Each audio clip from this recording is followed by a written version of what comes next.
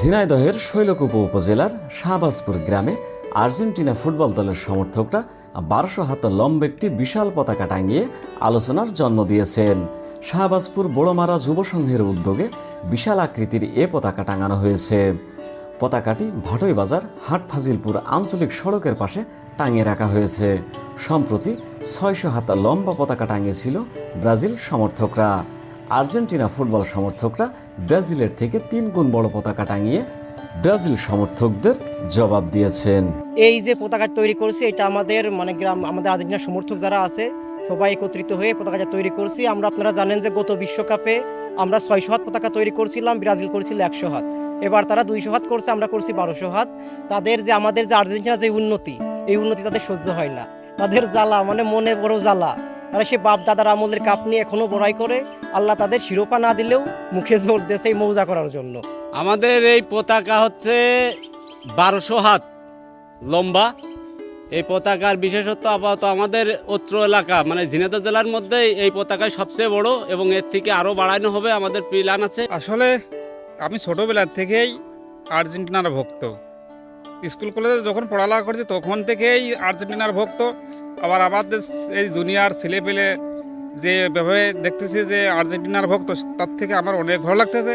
ভালো লাগলেও আমরা কোনো ছোটোবেলায় ভক্ত থাকলেও এত বড় পতাকা কোনোদিন টানাই নেই, কিন্তু এইবার দেখতেছি আমাদের এই ছেলেপেলেরা যে পতাকা টানাচ্ছে খুব ভালো লাগতেছে আমার, এবং এতে আমরা সবাই সহযোগিতায় করে এই সমস্তগুলো করতেছি। বিশ্বকাপ ফুটবলকে সামনে রেখে ব্রাজিল সমর্থকদের সঙ্গে বন্ধুত্বপূর্ণ প্রতিযোগিতার অংশ হিসাবে এই বিশাল পতাকা তৈরি করেছেন গ্রামের আর্জেন্টিনা ফুটবল সমর্থকরা।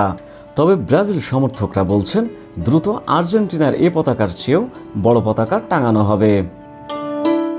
আসলে যারা আর্জেন্টিনা আছে এরা মূলত আগে একদমই পতাকা টানাইতো না, বেরু করতো না, কিন্তু আমাদের ব্রাজিলের যে সমর্থক আছি আমরা শাহবাজপুর গ্রাম দিয়ে একটা মিছিল করি। আমাদের যে বড় পতাকা আছে কিন্তু তাদের এই পতাকা ছিল না।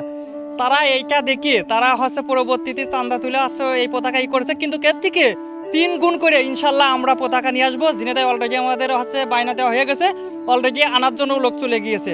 আপনারা দেখতে পারবেন অবশ্যই আমরা কি করেছি পরবর্তীতে।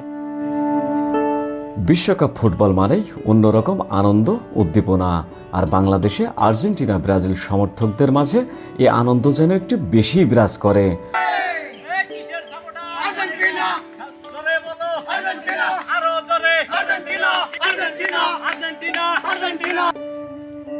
সব ছাপিয়ে এখন দেখার বিষয় ২০২৬ সালের কাঙ্ক্ষিত বিশ্বকাপ ট্রফি কোন দলের হাতে ওঠে।